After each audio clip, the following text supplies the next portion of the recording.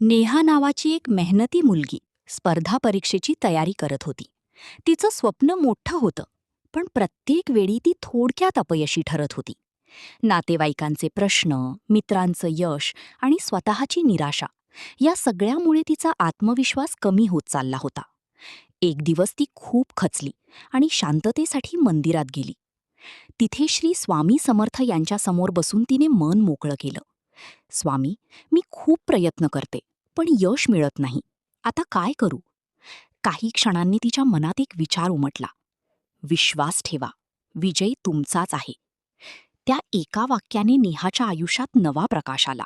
तिने स्वतःवर पुन्हा विश्वास ठेवायला सुरुवात केली.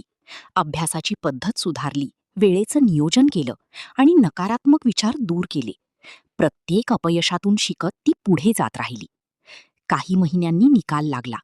नेहाचं नाव यशस्वी उमेदवारांच्या यादीत होतं. तिच्या डोळ्यात आनंदाश्रू होते. तिला उमगलं की यश मिळवण्यासाठी केवळ मेहनत नाही, तर स्वतःवर आणि स्वामींवर अढळ विश्वासही तितकाच महत्वाचा आहे. शिकवण: विश्वास ठेवा. स्वामी समर्थ तुमच्या मेहनतीला विजयात बदलतात. धन्यवाद.